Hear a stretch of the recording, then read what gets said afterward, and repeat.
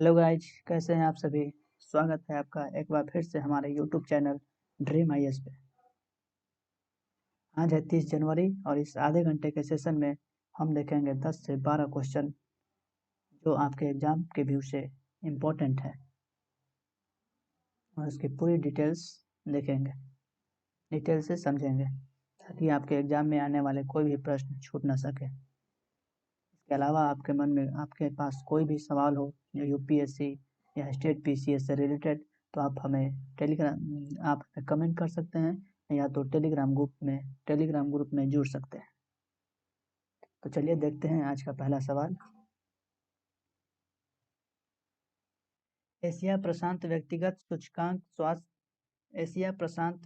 स्वास्थ्य सूचकांक में भारत का रैंक क्या है।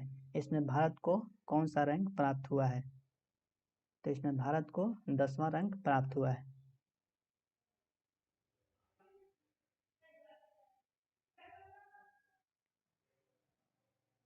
India ranks 10th in Asia Pacific personalised health index. इसमें भारत को कितना स्थान मिला है, 10वां स्थान। इसमें कहा गया है कि इसमें 27 अलग अलग पर्सनालिटी और इंडेक्स के लिए किए गए हैं। ये रैंक किस लिए किया गया है, 27 अलग अलग परमिटेटर्स और इंडेक्स के लिए किया गया है, जिनको ध्यान में रखकर 4 कैटेगरी बनाया गया है, जिसमें पॉलिसी, स्वास्थ्य जानकारी, टेक्नोलॉजी के बारे में और सर्विस को ध्यान रखकर ये रैंकिंग निकाला गया है।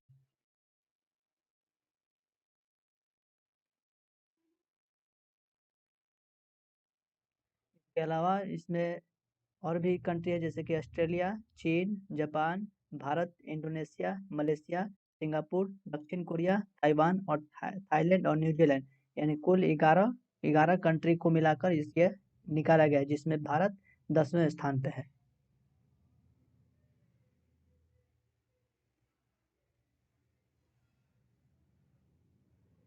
सिंगापुर को प्रथम स्थान दिया गया है, वहीं ताइवान दूसरा, जापान तीसरे नंबर पे और ऑस्ट्रेलिया चौथे नंबर पे है। इंडोनेशिया इस लिस्ट में सबसे लास्ट नंबर पे, 11वें नंबर पर कौन सा है, इंडोनेशिया। याद रखेंगे ये रैंकिंग। पहले नंबर पे सिंगापुर, दूसरा पे ताइवान, जापान तीसरे नंबर पे और ऑस्ट्रेलिया चौथे नंबर पे। इसमें भारत को 10वां स्थान प्राप्त हुआ और इंडोनेशिया को 11वां स्थान। चलिए आगे देखते हैं। भ्रष्टाचार धारणा सूचकांक 2020 में भारत को कौन सा रैंक प्राप्त हुआ।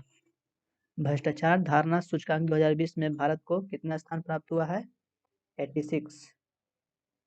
भारत को 86 रैंक प्राप्त हुआ है। India's rank slips to 86 in corruption perception index. 2020 की अपेक्षा भारत और नीचे चला आया है। ये 180 देशों में भारत का स्थान 86वें नंबर पे है। ये करप्शन को देखते हुए ये रैंक निकाला जाता है। Corruption प्रेस्क्रिप्शंस of index. 2019 में भारत का रैंक कितना था, 80। 2019 में भारत का रैंक कितना था, 80। ये ट्रांसपेरेंसी इंटरनेशनल द्वारा निकाला जाता है। ये रैंक कौन जारी करता है, ट्रांसपेरेंसी इंडेक्स द्वारा ये रैंक जारी किया जाता है कि किस देश में करप्शन का कितना अच्छा स्थिति है और किस देश में करप्शन का कितना खराब स्थिति चल रहा है। इसमें कुल 180 देशों का सूची निकाला गया था, जिसमें भारत 86 नंबर पे आया है। 2019 में भारत कितने नंबर पे था, 80 नंबर पे। 2019 में भारत 80 नंबर पे था 180 देशों में से।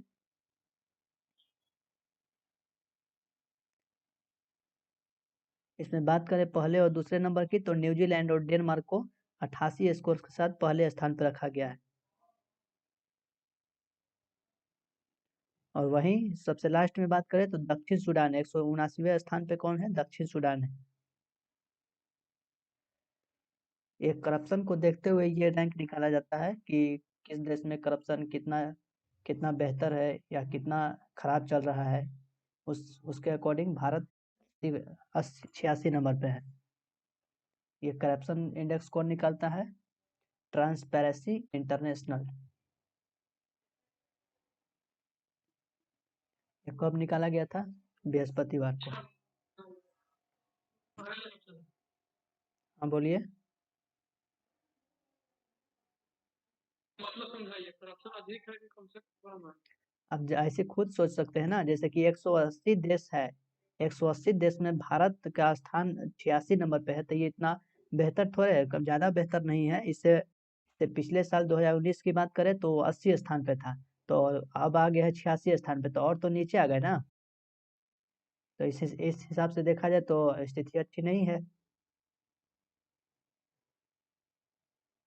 ऑप्शन बढ़ गया नहीं?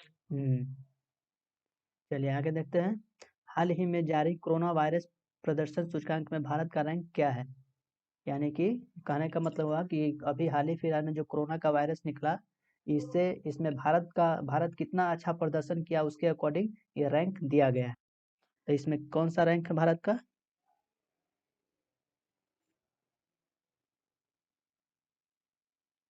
86। इसमें भी भारत को 86 स्थान प्राप्त हुआ है।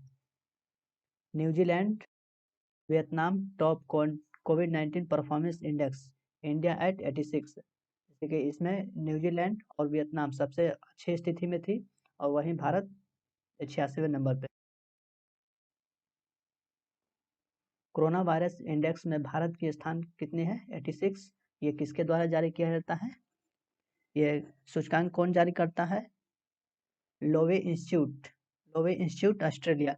लोवे इंस्टीट्यूट ऑस्ट्रेलिया द्वारा ये रैंक जारी किया जाता है। वहीं इस सूची में न्यूजीलैंड वियतनाम को एक स्थान प्राप्त हुआ है।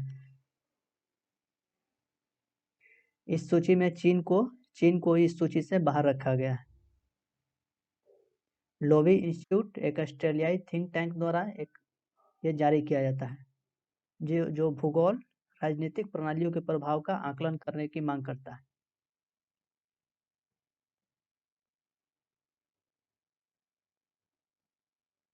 ये अलग अलग संकेतों पर निकाला जाता है, जैसे कि जिसमें जो अच्छा प्रदर्शन करता है उसके अनुसार। इसमें पुष्टि किया गया है कि मामलों और प्रति मिलियन लोगों की मृत्यु और प्रशिक्षण के पैमाने सहित ये देखा गया है कि किस किस देश में कितना ज़्यादा मृत्यु हुआ और कितना उसका मामला कितना पाया गया है। ये कुल 36 सप्ताह में 98 देशों का आकलन किया गया, जिसमें भारत 86 नंबर पे है। 98 देशों की सूची में भारत 86 नंबर पे है। इस सूचकांक में सबसे नीचे ब्राजील है। न्यूजीलैंड और वियतनाम इस सूची का नेतृत्व किया था। चलिए आगे देखते हैं। क्वेश्चन नंबर 4, जयललिता स्मारक का उद्घाटन किस राज्य में किया गया? जयललिता स्मारक का उद्घाटन किस राज्य में किया गया? तमिलनाडु में किया गया है। जयललिता कौन थी? तो जयललिता ये तमिलनाडु की पूर्व सीएम थी। Tamil Nadu CM opens Jaya memorials on Marina. Jayalalithaa कौन थी? तो ये तमिलनाडु की पूर्व सीएम रह चुकी थी, जिनका निधन हो चुका है, और उनके याद में एक स्मारक बनाया जा रहा है। ये स्मारक कहाँ बनाया जाएगा? जया मेमोरियल ऑन मरीना में। ये अभी तमिलनाडु के सीएम के द्वारा ये अनाउंस किया गया है। वहीं तमिलनाडु की बात करें तो तमिलनाडु इस मैप में कहाँ है? श्रीलंका से ये साझा करता है अपनी बॉर्डर। वही तमिलनाडु किसके साथ साझा करता है? केरल, कर्नाटक और आंध्र प्रदेश के साथ। तमिलनाडु की बात करें तो इसकी राजधानी है चेन्नई। चीफ मिनिस्टर के पलानीस्वामी। गवर्नर है बनवारीलाल पुरोहित। चीफ जस्टिस है संजीव बनर्जी। तीन पड़ोसी राज्य से ये अपनी बॉर्डर साझा करता है, जो अभी हमने बताया। इसमें लोकसभा 39 सीट है और राज्यसभा 18 और विधानसभा 234 सीट है। यहाँ विधान परिषद की सीट नहीं है, यहाँ विधान परिषद नहीं है, सिर्फ लोकसभा विधानसभा है। चलिए आगे देखते हैं क्वेश्चन नंबर 5। हाल ही में किस देश के साथ भारत ने पर्यावरण का वर्ष 2021-22 के लिए लॉन्च किया है? तो ये फ्रांस के साथ किया गया है।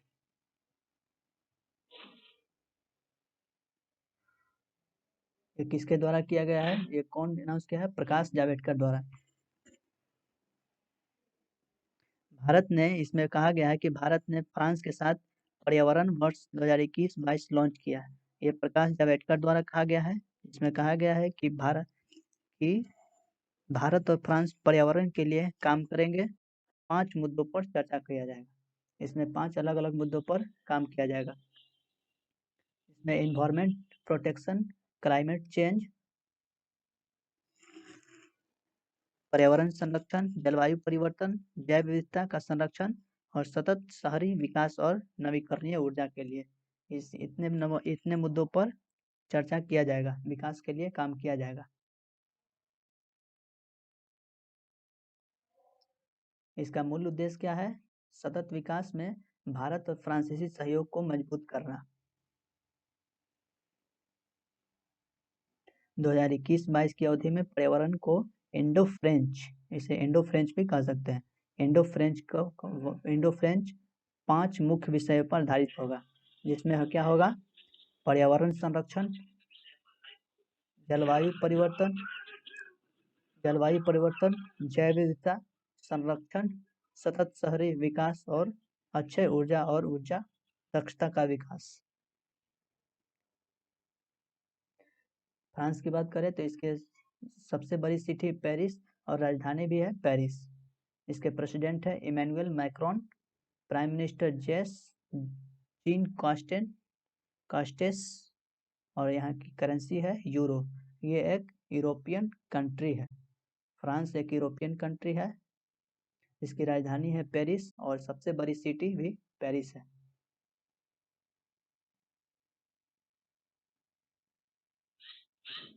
आगे देखते हैं क्वेश्चन नंबर 6। हाल ही में किस मंत्रालय ने राष्ट्रीय समुद्री कछुआ कार्य योजना किया है? हाल ही में किस मंत्रालय ने राष्ट्रीय समुद्री कछुआ कार्य योजना जारी किया है? तो ये जारी किया गया है पर्यावरण और जलवायु परिवर्तन मंत्रालय द्वारा।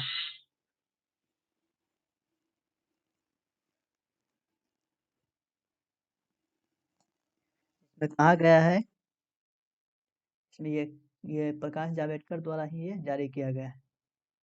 प्रकाश जावड़ेकर द्वारा कहा गया है कि environment minister release marine mega fund standing guidelines, national marine tutorial action plan. ये environment, forest and climate change minister के द्वारा, प्रकाश जावड़ेकर के द्वारा किया गया है।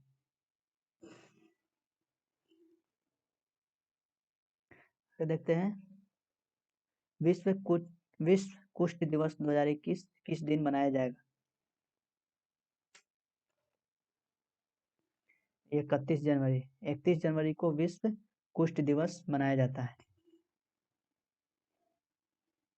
इसका उद्देश्य क्या है? इसका उद्देश्य है global partnership for zero leprosy. कुष्ठ को जीरो लेवल पे लाने का कोशिश किया जाएगा इसमें। तो 31 जनवरी को कुष्ठ रोग दिवस मनाया जाता है। वर्ल्ड, इसे लेप्रोसी भी कहते हैं, world leprosy day. Leprosy day और कुष्ठ रोग दोनों एक ही का है।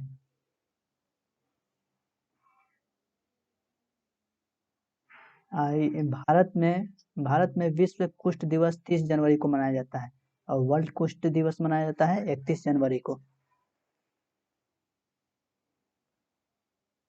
ये महात्मा गांधी की पुण्यतिथि पर यह मनाया जाता है। 2021 की थीम क्या चीज है? 2021 की थीम है beat leprosy in stigma and advocate for mental well being in the 2021। चलिए आगे देखते हैं क्वेश्चन नंबर 8। टाटा ट्रस्ट द्वारा जारी भारत न्याय रिपोर्ट के अनुसार न्याय वितरण में कौन सा राज्य सबसे अच्छा राज्य है? जैसे कि ये कौन सा राज्य है? महाराष्ट्र। महाराष्ट्र को सब न्याय के मामले में सबसे अच्छा राज्य बताया गया है। ये कौन बताया है? Tata trust. Maharashtra best state in justice delivery again, Tamil Nadu a close second report. First number पे महाराष्ट्र सबसे अच्छी है न्याय के मामले में, और वही दूसरे नंबर पे तमिलनाडु है, जो अपने राज्यों में न्याय अच्छा देता है, न्याय जल्दी देता है। ये कौन जारी किया है? टाटा ट्रस्ट द्वारा इंडिया जस्टिस रिपोर्ट जारी किया गया है, जिसमें महाराष्ट्र को सर्वश्रेष्ठ बताया गया है।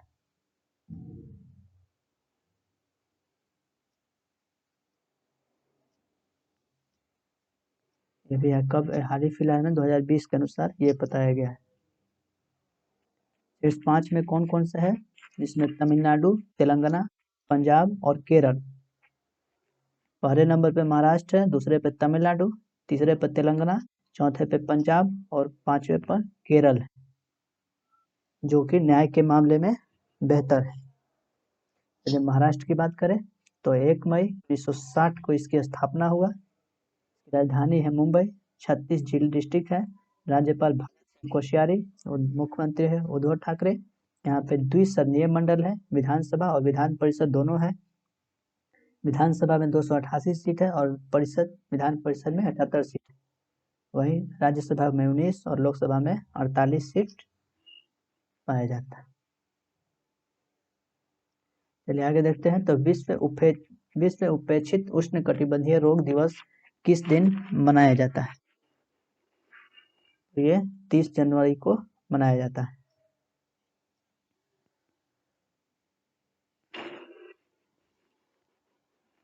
पहली बार 2020 में शुरू किया गया था।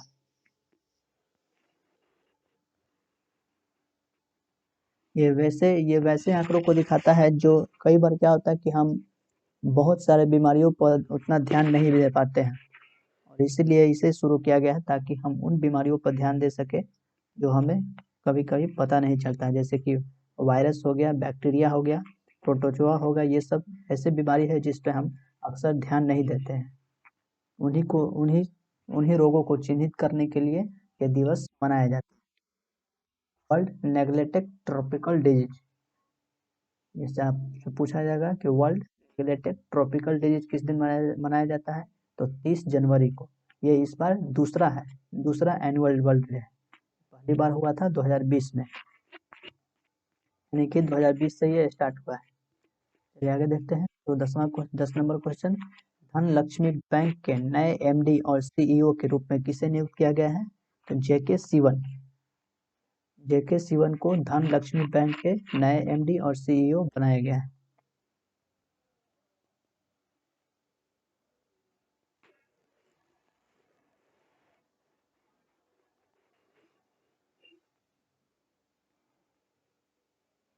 कि ये board of directors of Kerala के द्वारा ये द्वारा नियुक्त किया गया है ये। क्वेश्चन नंबर 11, गणतंत्र दिवस परेड 2021 में किस राज्य की झांकी को सर्वश्रेष्ठ के रूप में सम्मानित किया गया? तो इसमें उत्तर प्रदेश को सर्वश्रेष्ठ सम्मानित किया गया है, जिसमें राम मंदिर की भव्य दर्शन कराया गया है। इसमें इसके अलावा और भी अलग अलग देशों से अलग अलग राज्यों ने अपने झांकी प्रदर्शन किए। Republic day parade Uttar Pradesh wins best award. UP को 32 झांकी राज्यों और केंद्र शासित प्रदेशों में 17 है। विभिन्न मंत्रालयों और विभागों और अर्धसैनिक बलों से 9 और रक्षा मंत्रालय से। यूपी की झांकी अयोध्या पर है। यूपी की सांस्कृतिक विरासत विषय पर आधारित थी। त्रिपुरा की बात करें तो ये त्रिपुरा की झांकी में पर्यावरण के अनुकूल परंपराओं को दिखाया गया था, जिसे दूसरा सर्वश्रेष्ठ बताया गया है। वहीं उत्तराखंड को तीसरा सर्वश्रेष्ठ चुना गया है। उत्तराखंड की झांकी में क्या था? तो देवभूमि और देवताओं की भूमि के बारे में दिखाया गया था।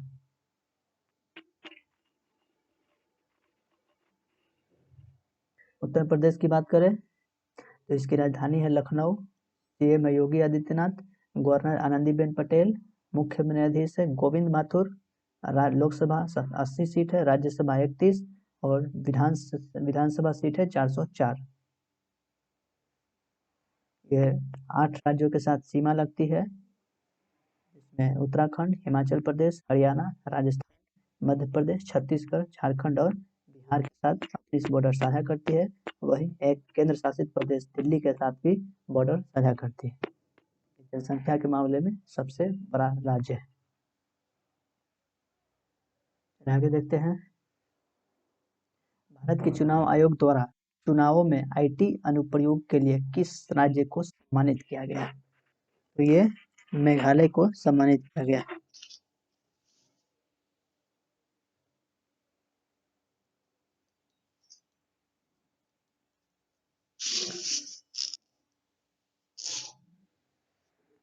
आगे देखते हैं क्वेश्चन नंबर 13।